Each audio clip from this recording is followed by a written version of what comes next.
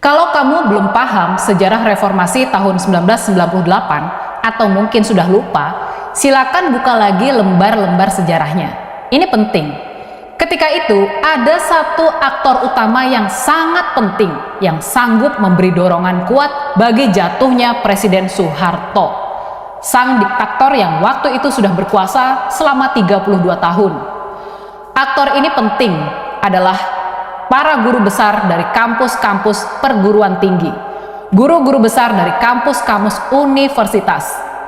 Para guru besar ini jarang turun gelanggang untuk bicara politik, tapi sekalinya mereka bersuara bersama, menyuarakan keprihatinan moral mereka, ini adalah tanda-tanda kalau kondisi bangsa memang sudah gawat dan juga sudah waktunya kampus-kampus bergerak secara serempak. Di tahun 1998, demo-demo mahasiswa menemukan momentumnya dengan cepat membesar dan meluas. Setelah para guru besar, para penjaga ilmu dan nilai-nilai moral itu, mereka menyatukan suara dan mendeklarasikan sikap keprihatinannya.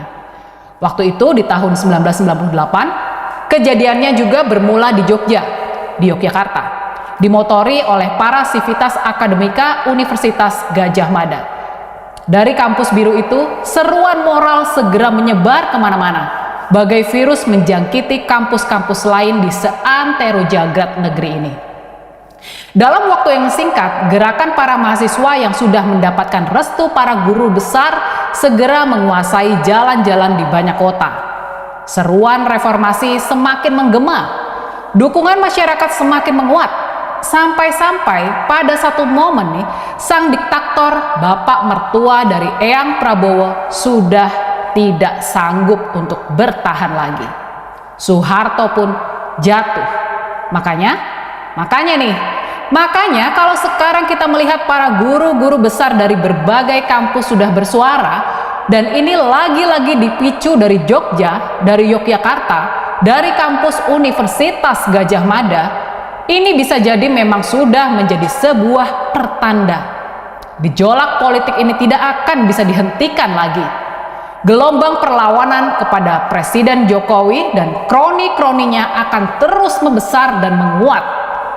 Maka kita harus bersiap untuk sebuah perubahan besar dalam sejarah bangsa kita.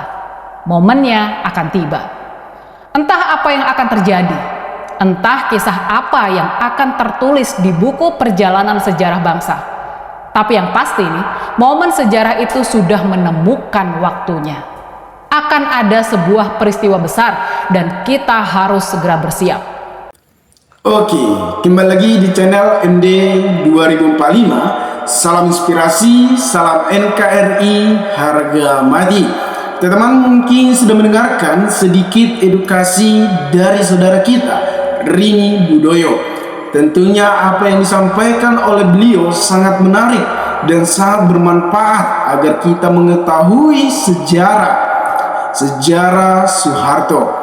Soeharto diturunkan sebagai presiden karena adanya suara dari rakyat dan para guru-guru besar.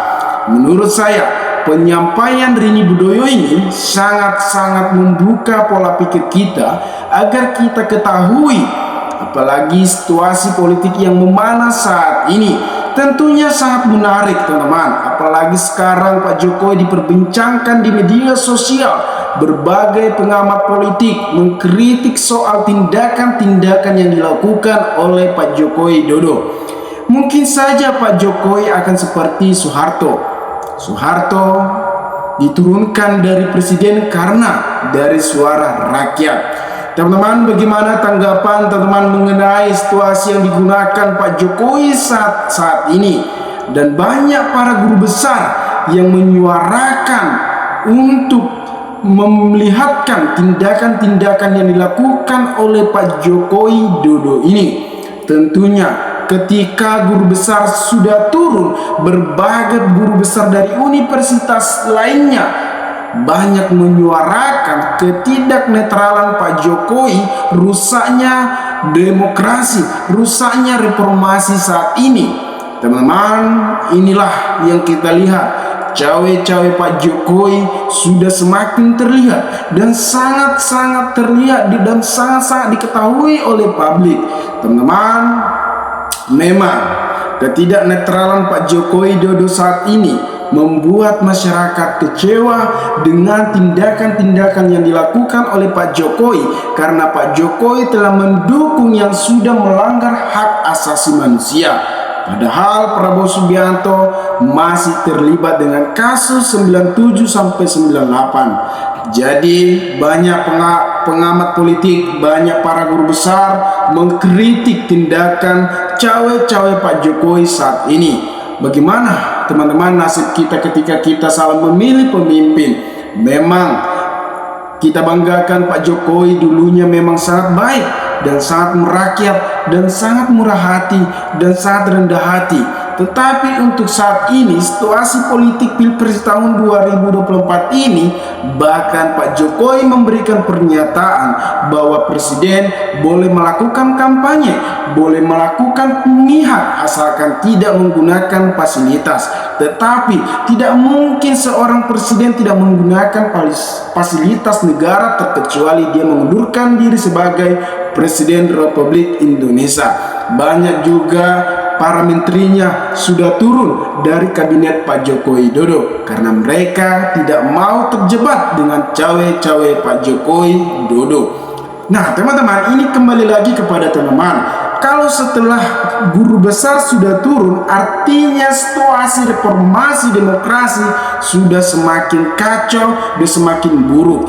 Ini kembali lagi kepada teman-teman mahasiswa. Sebagai rakyat, kita harus berani menyuarakan hal-hal yang benar yang sudah merusak reformasi demokrasi di Indonesia ini. Apakah teman-teman membiarkan ini? Saya sebagai pribadi harus menggerakkan semua mahasiswa. Seperti kita lihat bahwasannya mahasiswa dari kemarin-kemarin, dari bulan-bulan kemarin, mereka sudah menolak politik dinasti karena mereka sadar tidak berguna adanya politik dinasti sebagai pemimpin di NKRI ini.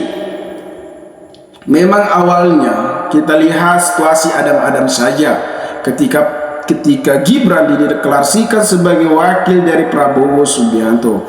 Mereka berusaha melanggar etik di Mahkamah Konstitusi sehingga adanya permainan akhir-akhir ini. Jadi banyak masyarakat yang kecewa dengan tindakan-tindakan yang mereka lakukan, teman-teman. Jadi ini tugas kita agar kita tidak membiarkan orang-orang seperti ini. Teman-teman, sebentar lagi akan diadakan 3 hari lagi ada pencoblosan Pilpres, pencalonan. Tentunya kitalah yang menentukan siapa pemimpin yang layak memimpin NKRI ini. Menurut teman-teman, siapa yang baik, dan jangan salah pilih. Ketika kita salah pilih, maka kita akan menikmati kehancuran. Ini yang menentukan siapa presiden kita adalah kita, bukan MPR, bukan dari parpol, bukan dari pengusut. Tentunya kitalah sebagai rakyat. Karena kita bisa menurunkan presiden juga bisa, karena kita dah sebagai rakyat. Gak mungkin kita memilih pemimpin yang melanggar konstitusi.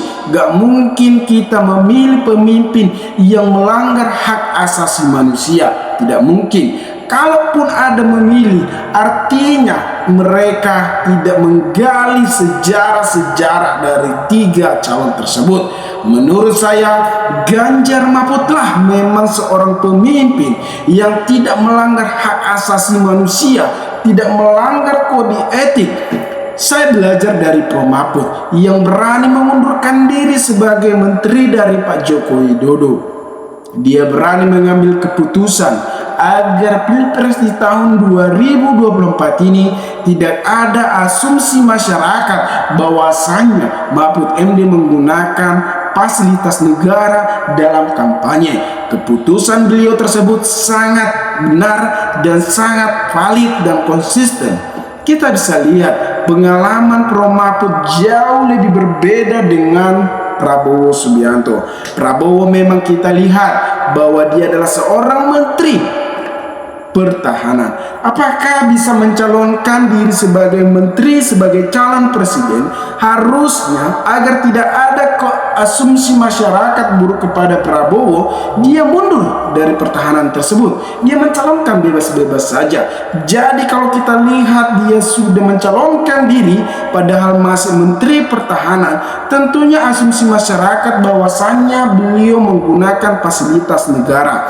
Nah, kembali lagi kita ke topik tadi, bahwasannya penyampaian Rini Bedoyo ini tentang cawe-cawe Pak Jokowi bisa saja nanti seperti Soeharto. Teman-teman, tentukanlah pilihan teman-teman. Kita kembali sekarang ini untuk menyelamatkan reformasi demokrasi untuk kita.